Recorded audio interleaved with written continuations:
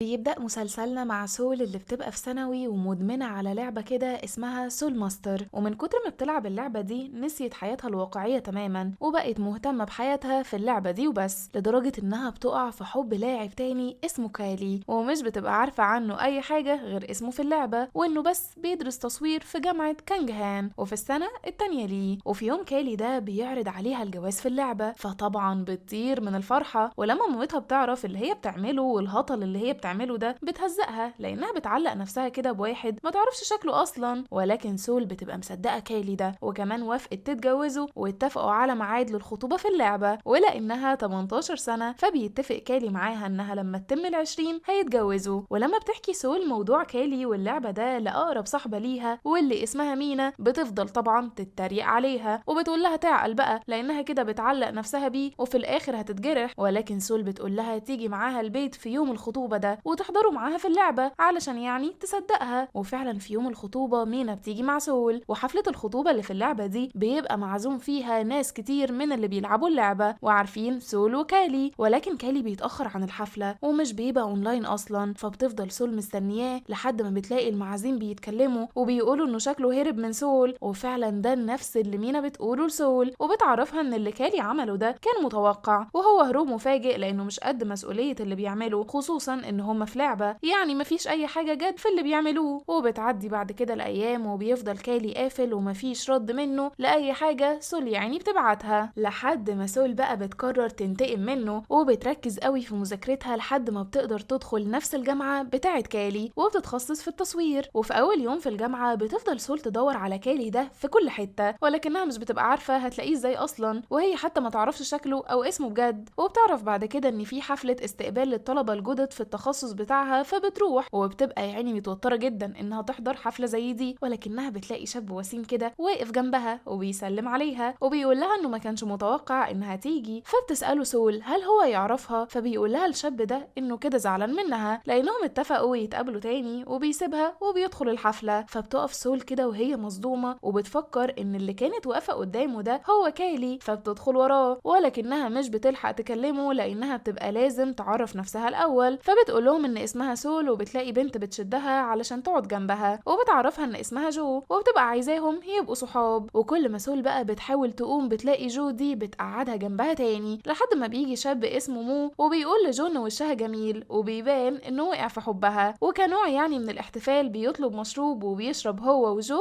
وسول. ولكن سول مش بتبقى متعودة تشرب طبعا، فبعد شوية مش بتبقى في وعيها وبيلعبوا بقى كلهم لعبة الأسئلة، وجو بتسأل سول عن حبها الأول، فبتقول لهم سول إن حبها الأول وعدها بالخطوبة وهي في ثالثة ثانوي، ولكنه ما جاش أصلا وسابها في حفلة الخطوبة لوحدها. فبتسألها جو مين ده حبيبها الأول وهل هو شخص مشهور ولا عادي، فبتقول لها سول إنه قاعد معاهم في الحفلة دي، وبتقوم وبتشاور على الشاب اللي كلمها قبل ما تدخل للحفلة. لا وإيه الفضيحة بتروح له وبتقول له إنها فضلت مستنياه في الخطوبة وهو ما جاش، وبتفضل تضرب فيه. ولكن الشاب ده بيقدر الحالة اللي هي فيها وبيستناها بقى لما تخلص كل الهطل اللي بتعمله ده وبتنام على نفسها وبيشيلها بقى علشان يرجعها بيتها. وتاني يوم بتصحى في بيتها وبتفتكر كل اللي عملته الليلة اللي فاتت وبتبقى طبعا محرجة جدا، فبتلبس وبتروح للجامعة وبتحاول على قد ما تقدر محدش يشوفها، خصوصا الناس يعني اللي كانت معاهم في الحفلة. ولكن سول اصلا كانت بتدور على شغل في فترة الجامعة واتقبلت في شغل في مكتبة الجامعة، فبتروح علشان تستلم شغلها وبتعرف ان زميلها في الشغل هو الشاب اللي بتبقى مفكراه كالي، واللي اول ما بيشوفها بيضحك لها وبيقول لها انها اكيد البنت اللي هتشتغل معاه. وبتعرف ان اسمه هو يون وبيبقى في سنة تالتة ويبقى كمان رئيس اتحاد الطلبة واشهر طالب في الجامعة كلها، فبيعلمها يون ده الشغل وهي انها تنظم المكتبة ازاي وتحط الكتب على الرف. ولكن في نص الشغل سول بتقول ليون انها كانت مستنياه في اكتر وقت هي محتاجة فيه، وبتعرفه ان كل الناس حذرتها منه ولكنها كانت مفكرة انها تقدر تثق فيه. فيون بيسكتها وبيقول لها انها فاهمة غلط وبيفكرها باول مرة يتقابلوا فيها، وبنعرف ان يون كان من الفريق المسؤول عن التقديم في الجامعة، وكانت سول جاية تقدم في الجامعة عادي. ولما يون بيسألها ليه عايزة تقدم في تخصص التصوير بالذات، بتقوله انها جاية تدور على شاب كان المفروض هيخطبها ولكنه تخلى عنها وبتفضل تعيط وقتها. فبيديها يون منديل وبيهديها وبيتفق معاها يتقابلوا تاني لما تتقبل في الجامعة، ولكن من الواضح يعني انها نسيت كل ده، فطبعا بتتأسف له على كل اللي عملته فيه وعلى الفضيحة اللي سببتها له. ولكن يون بيقول لها انه مش مهتم باللي هيتقال عنه، المهم هي تبقى كويسة وتتخطى اللي اللي حصل. فبتحس سول ان يون ده مهتم بيها قوي وطيب معاها وكأنه يعني معجب بيها، ولكن وهي بتفكر في كده بتلاقي بنت جميلة قوي داخلة عليهم، فبتقول ان افكارها اكيد غلط وان البنت دي تبقى حبيبته، فبتقرر تمشي وتسيبهم بقى يتكلموا براحتهم. ولكن يون بيوقفها وبيقول لها انها اكيد فاكرة ان دي حبيبته بقى، ولكن في الحقيقة دي اخته الصغيرة. وبعد ما بيخلصوا شغلهم بياخد يون سول علشان يعزمها على قهوة ويتكلموا في اللي حصل، وبيسألها هل فعلا لو قابلت الشخص اللي اتخلى عنها يوم خطوبتها هتنتقم منه. فبتقول له سول ان طريقة كلامه بتدل على انه يعرفه. ولكن فجأة سول بتسمع البنت اللي شغالة في الكافيه بتنادي على واحد علشان يستلم القهوة بتاعته، وبتتصدم لما بتسمع البنت دي بتنادي على واحد اسمه اكسك. فبتبص سول كده على الشاب ده وبتشك انه كالي، لان كالي كان بيلعب بشخصية مميزة قوي اسمها الاسم المنيل ده. المهم ان اكيد بنتنا المتهورة بتقوم من مكانها علشان تتكلم مع الواد ده، وفعلا بتلاقيه بيقرب ناحيتها، ولكن فجأة بيقف جنبها وبيبدأ يتكلم مع يون. وبنعرف ان الشاب ده اسمه هان ويبقى صاحب يون وزميله في السكن. المهم انه بيمشي من غير ما يعبرها ببصة حتى، ولكن سول بتستأذن من يون وبتسيبه وبتجري ورا هان وبتعرفه بنفسها، وبتبقى عايزة تسأله على اسمه في لعبة سول ماستر، بس هان بيسكت شوية وبيقول لها انه مش مجبر يعرفها اسمه وبيسيبها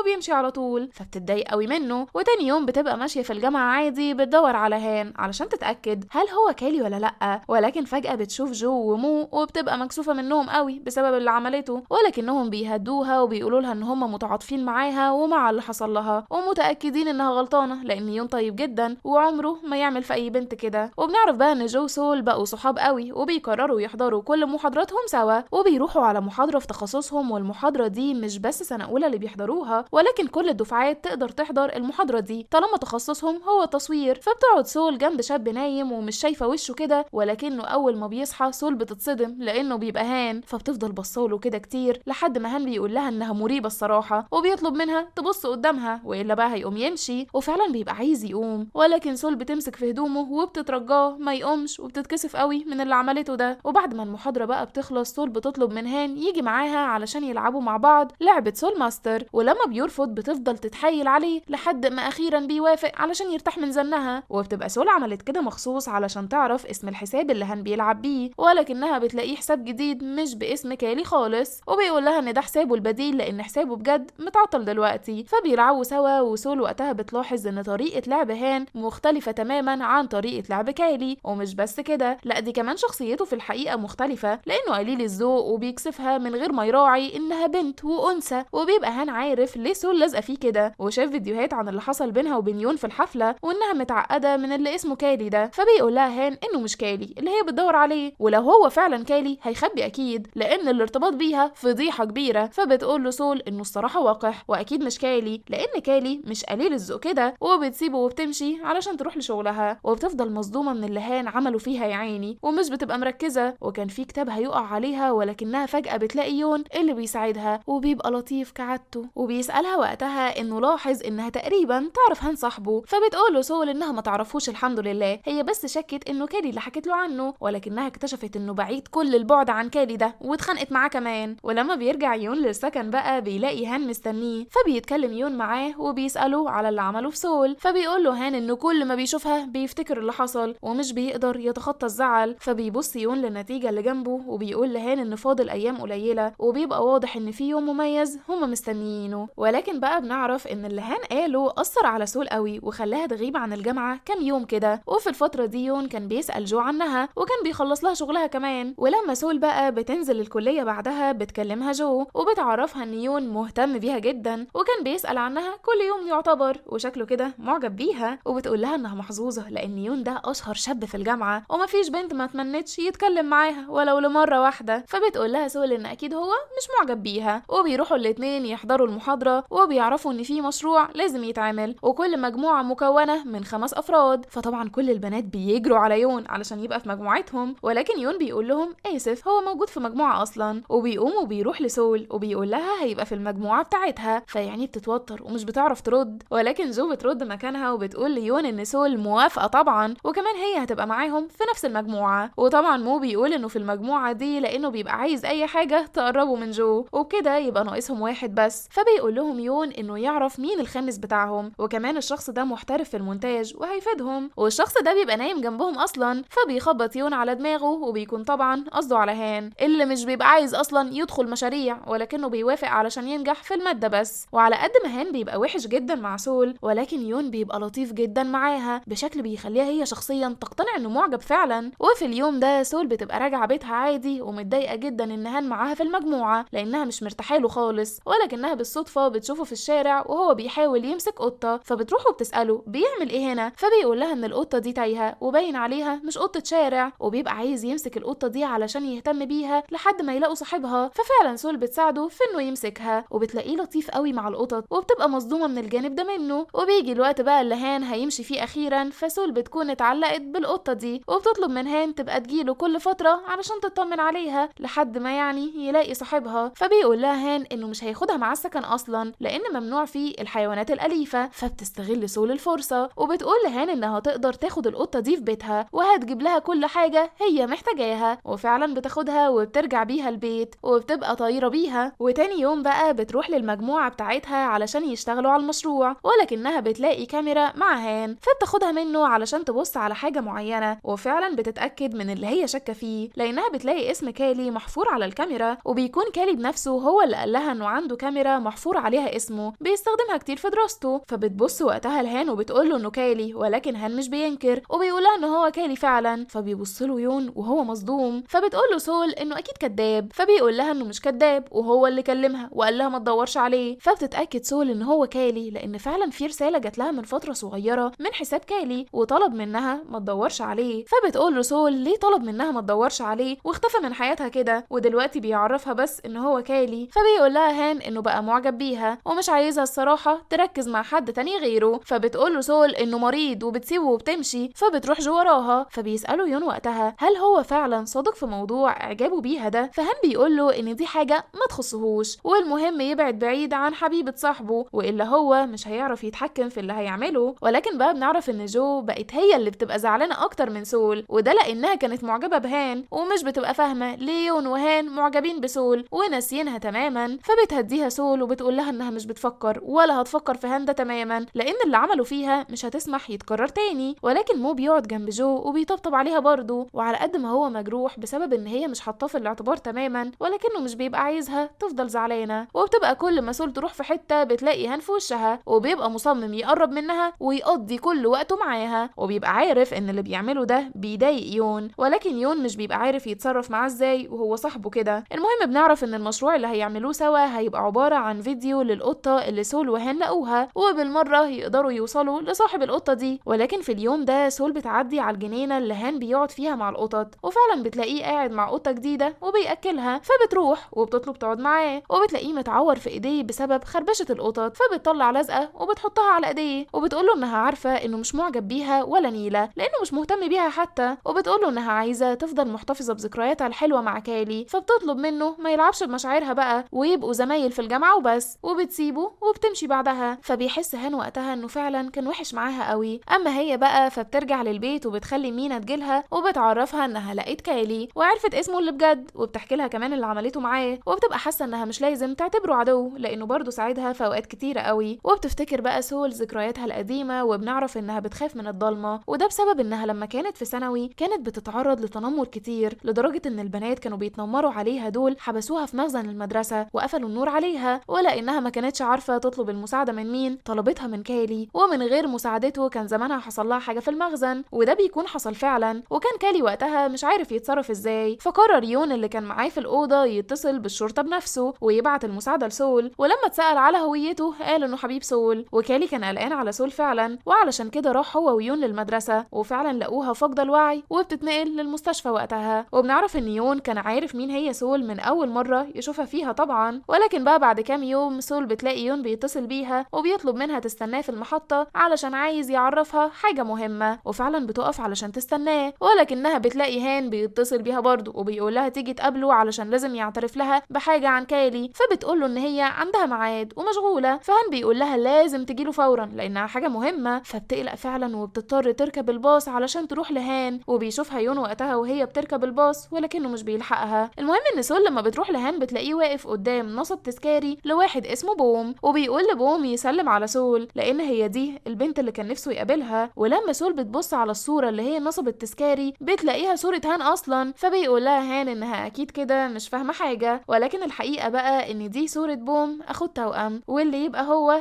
كالي اللي بجد. فيعني بتقول له وقتها انه اكيد كداب وان كالي ما ماتش، بس بقى لما بتبص وراها بتلاقي يون برضه باصص لها وعينيه كلها حزن، وبيعرفها ان كلام هان صح، وبيعرفها ان بوم كان بيحبها بجد وكان معرفهم موضوع الخطوبه ده، ولكن كان في الجامعه وبسبب انه كان متاخر عليها اضطر يكسر اشاره المرور علشان يلحق، ولكنه وقتها بيعمل حادثه وفي عربيه بتخبطه بشكل جامد قوي وبيموت على طول، وده اللي خلاه ما يحضرش الخطوبه. فبتنهار سول من العياط وبتقول انه مات كده بسببها، فبيقول لها هان انه ما كانش عايز يعرفها علشان هي للاسف هتفهم كده. فبتقول لهم سول انهم كان لازم يعرفوها لانها قعدت الفتره دي كلها بتكرهه وجايه له مخصوص علشان بس تنتقم، وبتتاسف وقتها ليهم هما الاتنين على انها كانت سبب خسارتهم لبوم، وبتطلع تجري وبتدخل وقتها في حاله اكتئاب جامده وبتغيب فتره كبيره من الجامعه. ولكنها في يوم بتلاقي مامتها داخله تصحيها وبتعرفها ان في حد مستني وبيقول انه يعني زميلها في الجامعه، فبتنزل سول بالعافيه وبتلاقي يون وقتها مستنيها وبيطلب منها تتمشى معاه ويتكلموا، وبيعرفها وقتها قد ايه بوم كان بيحبها بجد، وبيطلب منها ترجع الجامعه تاني لان بوم مش هيحب ابدا تهمل مستقبلها. فبتدخل سول وقتها في حاله انهيار وبتفضل تعيط، فبيطبطب يون عليها وبيهديها. وتاني يوم بقى بتنزل سول من بيتها وبتلاقي المره دي هان في وشها، وكان بيحاول يشجع نفسه علشان يطمن عليها كل ده، وبيعرفها ان كلهم قلقانين عليها وعايزينها ترجع من تاني للجامعه في اسرع وقت، وبيسالها هي رايحه فين، فبتقول له انها رايحه علشان تتكلم مع كالي على انفراد، وبتطلب منه ما يجيش معاها، وبتروح فعلا وبتحط ورد على النصب التذكاري بتاع كالي، وبتقول له ان من غيره ما كانتش هتتعرف على صحابها في الجامعه ولا هتخرج من حياتها الالكترونيه دي تماما، وغصب عنها مش بتقدر تتحكم في نفسها وبتفضل تعيط طبعا. وبتقرر بعد كده ترجع للجامعه وتكمل المشروع مع زمايلها، بس اول ما جو بتشوفها بتضربها وبتقول لها انها كانت قلقانه عليها بجد وما كانش ينفع تختفي فجاه كده، فبتتاسف لها سول وبتقول لها انها ما كانتش قادره تواجه اي حد وكان لازم تختفي فتره ترتاح فيها بقى. وعلى طول بعد كده بترجع تاني وبتقدر تتخطى زعلها، وده طبعا بمساعده صحابها. وبنعرف بقى ان يون بقى الطف بكتير مع سول لدرجه انها بتبقى كل ما يتكلم معاها بتقنع نفسها انه بيهتم بيها علشان اللي حصل لها مع كالي، مش علشان يعني بيحبها، ولكنه بيبقى شاغل عقلها دايما وطول الوقت بتفكر فيه وفي تصرفاته دي. وبتبقى جو واخده بالها من اللي بيحصل وفرحانه ان اشهر شاب في الجامعه واقع في حب اقرب صاحبه ليها. وبنعرف بعد كده ان هي وصحابها خلصوا المشروع بتاعهم وبيقرروا ينشروه على صفحاتهم. وبعد كام يوم بيتصل هان بسول وبيعرفها ان الفيديو بتاعهم وصل لصاحبه القطه وتواصلت معاه وعايزاها تجيب القطه علشان يدوها لصاحبتها. فبتفرح سول قوي وبترجع بيتها وبتاخد القطه وبتروح تقابله علشان يودعوا القطه سوا، وبتجيلهم صاحبه القطه وبتشكرهم على اللي عملوه مع قطتها وبتاخد القطه وبتمشي. وبتبقى سول مبسوطه الصراحه انها قدرت تساعد القطه كده، ولكن هان بيبقى باصص على سول وسرحان فيها، وفجاه بيمسك ايديها وبيعرفها انه بيحبها وبيطلب منها هي كمان تحبه، فبتتصدم من اللي هو عمله. وفي نفس الوقت ده بيبقى يون مستنيها بهديه وشكله ناوي يعترف هو كمان. فيا ترى بقى سول هتختار مين فيهم، هان اللي بقى نسخه من حبيبها اللي مات، ولا يون اللي تقريبا عمل كل حاجه علشان يكسب قلبها؟ ده اللي هنعرفه في حاله نزول بقى موسم تاني. انتوا هتختاروا مين؟